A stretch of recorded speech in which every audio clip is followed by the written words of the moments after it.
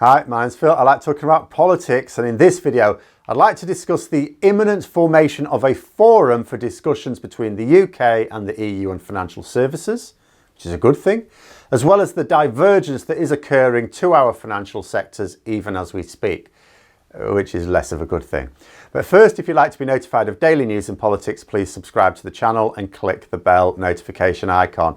So yeah, two parts here. The first is the good news, and then some predictable but nonetheless worrying news about divergence already occurring that will knacker equivalence, even if there weren't such political friction between the UK and the EU. So, as we know, the Brexit deal essentially called for the formation of a number of committees for discussions between the UK and the EU to make Brexit work to best advantage, though I feel advantage is the wrong word here. Least disadvantage, perhaps. And this is really because the deal itself covers the general relationship, sure, of course, sort of, but not really much in the way of detail. It's a ramshackle document in many ways, hastily arranged. Remember, trade agreements usually take years to negotiate and then a few more years to implement. Well, we did the whole thing in a few months. Really, if you think about it, in a few weeks, because nothing really changed for most of last year.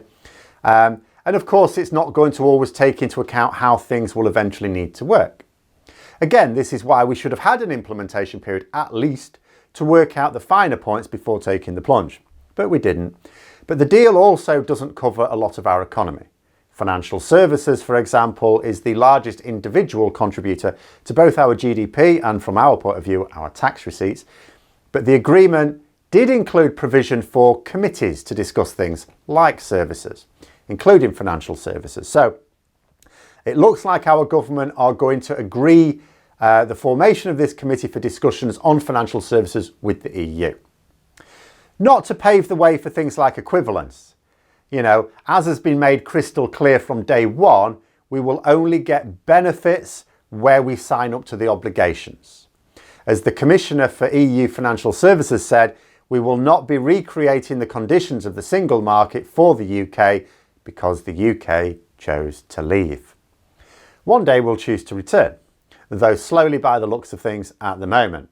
So it won't lead to huge agreements that gives London unfettered access to European markets again. At best, it might give them the sort of access that New York currently has, because that's something I've had to point out before. The United States now has better market access than we do to the European financial services market. Brexit supporters constantly banging on about how the EU don't have a trade deal with the US. Well, how come the US has better access to the European financial markets than we do then?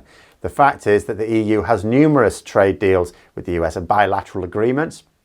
It doesn't have to be a free trade agreement. It's not like you have either a free trade agreement or nothing.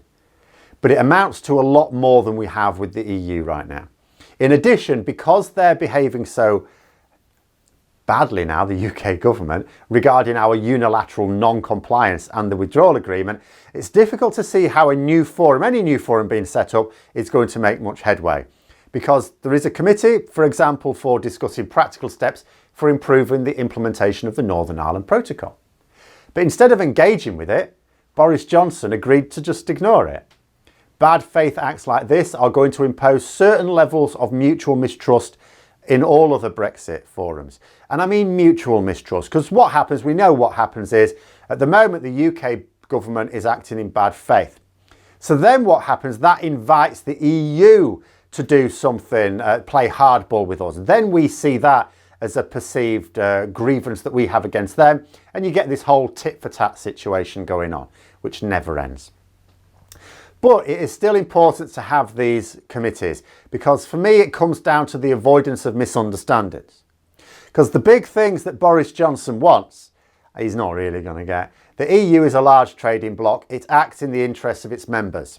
That is no longer including us, by our choice. It will not agree to anything that is not of net benefit to them. They have what they want from both the withdrawal agreement and the trade and cooperation agreement.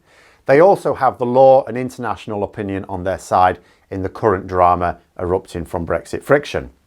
But there may be some things that are of mutual benefit, or a collection of moves that could be a net benefit to the EU, but the only way to discover these things is to talk them through.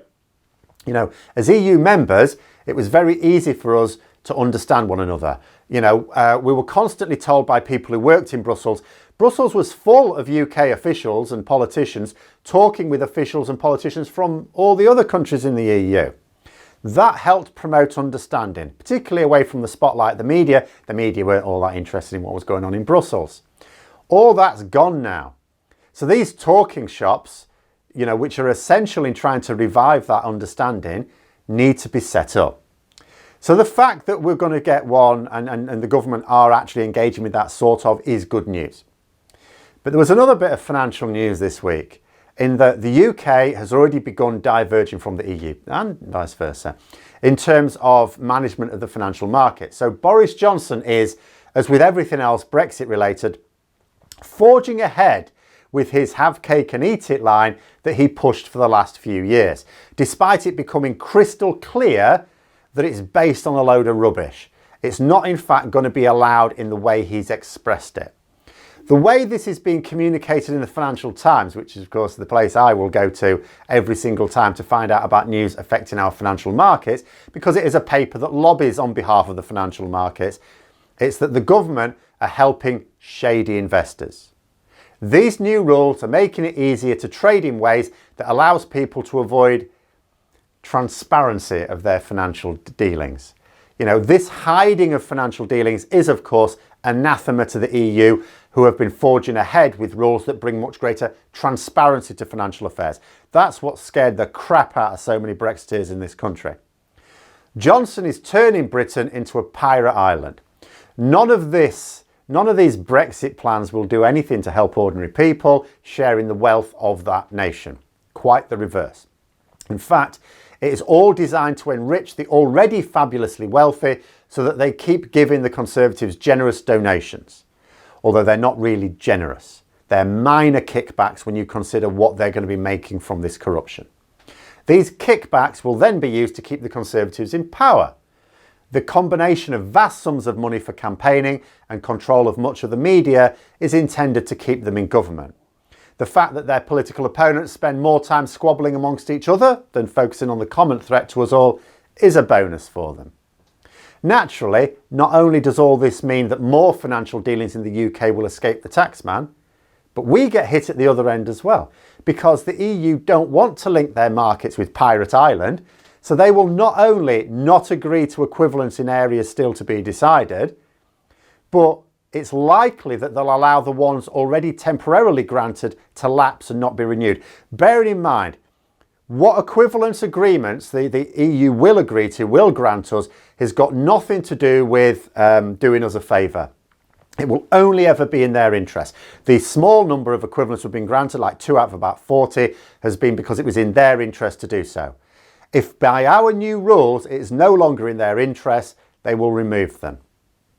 So that hits the legitimate parts of our financial services market, the ones that actually contributes quite a bit to our tax receipts, a tenth of them in fact.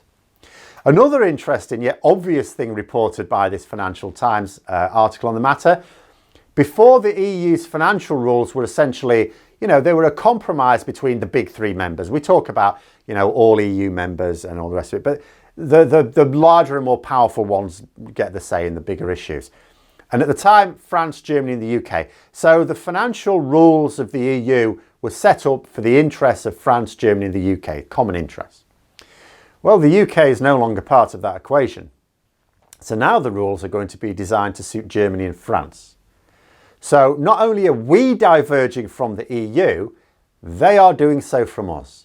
There will soon be a gulf that makes doing business with our closest neighbours and very wealthy neighbours extremely difficult.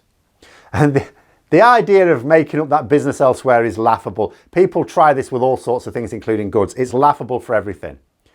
For financial services, forget it. We never really had anything to compete with London on our doorstep until Brexit. We were the big kahuna. But our real competitors around the world are in America and China and Japan. There is no market to access to compensate for an EU loss of trade in financial services. Where are we going to get extra business from? North America? New York is the giant there. Asia, trying to muscle in on Japan and China, how's that going to work? No. We will be attractive only to the sort of dodgy financial dealings that provide no benefit to our population because they exist to enrich pirates. Pirates don't really pay their taxes. So good news and bad news. Good news that we have a forum that will exist to discuss ways forward when it comes to, well, us realising that it's all a terrible mistake and we maybe should wake up a little bit.